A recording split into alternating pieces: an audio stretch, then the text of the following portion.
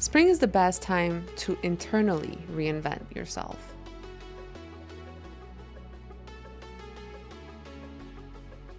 Welcome back, or welcome if you're new here, to All About Being Single.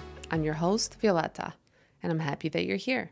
So your experience of being single isn't only about your circumstances. It's also about your identity and your mindset. And it is springtime, the beginning of, well, not really the beginning, but it is springtime. And springtime allows us to have our fresh starts, so maybe we can focus on less thinking, negative thoughts about the single era. It helps us with energy shifts and getting out of winter mode. Your life can reflect the identity that you're operating from. And my focus usually in this time is just that internal rebrand in a sense. So, we can focus on letting go of winter habits, hibernation, and just low energy, and maybe possibly a little bit more of isolation for those of us who don't do much during wintertime if you live in a place where there's an actual winter.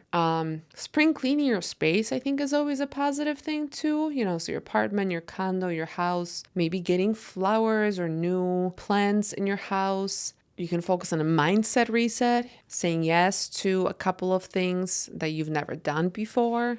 You can refresh your style. For example, I've been looking for a new wardrobe recently.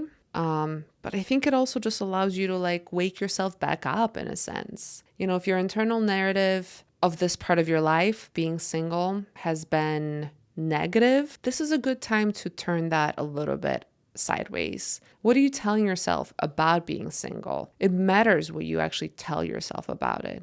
If you're saying that everybody else is ahead of you, if everyone else's life is better because they have someone, that you're all alone, that dating sucks, that you're running out of time, these internal dialogues are negative. Your experiences will most likely be negative too. So I do have a reframe for you. You can always say that you have the time now to build a life that you actually enjoy.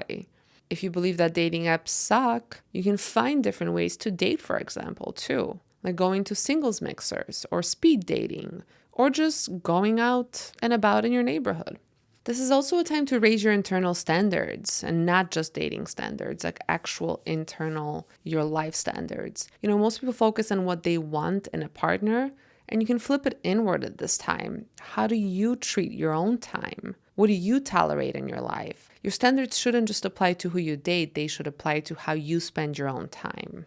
Identity shifts. This is a good time for identity shifts, so stop seeing yourself as someone who is single. Start seeing yourself as someone with a full life who is currently single. Being single is just a relationship status. It's not your whole identity. Romanticize your own life first. People wait for a relationship to feel excitement, but you don't have to. You can do exciting things now. Your life is happening right now. You can shift and create moments now. Learn to enjoy your own company by doing exciting things by yourself, not just the boring life stuff. Dress up for no reason. Take a solo vacation. Go to shows by yourself. This can trickle down to making normal days feel intentional. You're not waiting for a life. You're already living in it. So might as well start acting like it.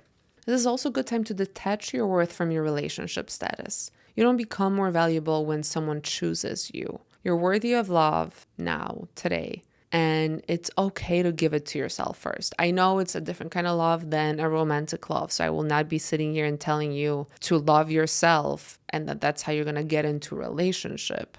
I'm just saying that once you do love yourself, your single life has a whole different underlying theme to it.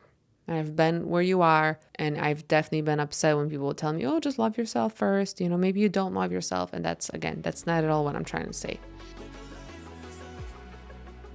And a hill I'll die on is that the first step of change is just reinventing how you see yourself, and your entire single life can change with that reinvention.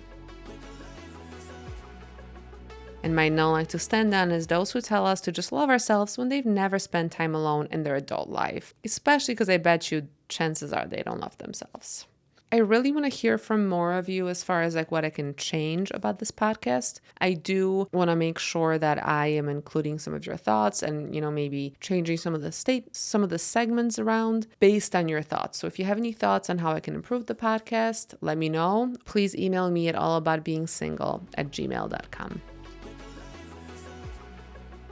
Okay, so our note to self, and if you're new here, this is when I ask you a question for you to just to ponder on, maybe write it down, maybe say it out loud to yourself, maybe just think about it. Maybe don't do anything with it at all if you don't want to. But then I do a little break because I dance every day, and this is one of my daily dances. So I'll give you a little 30-second break. You'll hear the music I'm dancing to. And then I'll come back and we'll finish the episode. Well, the best part of the episode is at the end. So the glow up. So stick around for the glow up.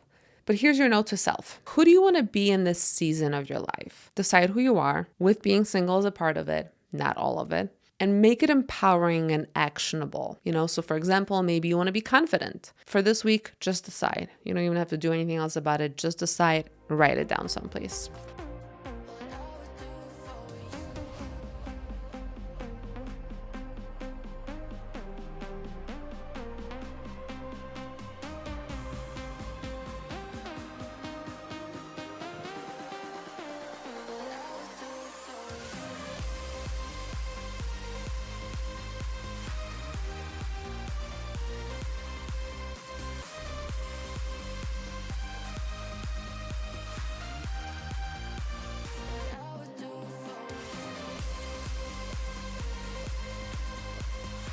Okay, I'm back from my little break. So as far as our note to self, for me, I want to be more intentional with where I expend my energy. I think I sometimes use up my energy on things that don't matter. And I'm really trying to do a better job of prioritizing the things that really do matter and the way I feel that actually matters and has a difference in my life. And, maybe not spending as much energy on trivial things that don't even matter at the end of the day, like people's perceptions of me, because there's so many goals that I have that I want to achieve, and I won't be able to achieve them if I'm using so much of my energy on things that don't matter at the end of the day. If this episode resonates with you, please take a moment right now and just share it with somebody that you know that might also resonate with this. Okay, and then the glow up, the best part of the episode. And I know this whole episode has basically been a glow up episode, but I'm going to leave you with this last little tip. Because it is spring, I always believe in bringing new energy into the home for spring and getting rid of the old energy that's in the home. Not saying that the energy might be bad, but just saying it's always nice. That's kind of the whole point of spring. Not kind of the whole point. That's what I believe. But anyhow, get rid of the old, allow the new to come in. So maybe clean your windows in and out, air the house out, donate clothes you no longer need or that don't fit you anymore. And I know that's hard for us women, especially if we've gained weight. But I truly believe you'll feel lighter inside by doing that. These seem like they're kind of like these external changes, but they're actually going to help you with some internal changes. That's it for today. Thanks so much for tuning in. I truly appreciate you being a supporter. As always, even if we're late, we're right on time. I hope you have a good rest of your day, and I'll talk to you next Tuesday.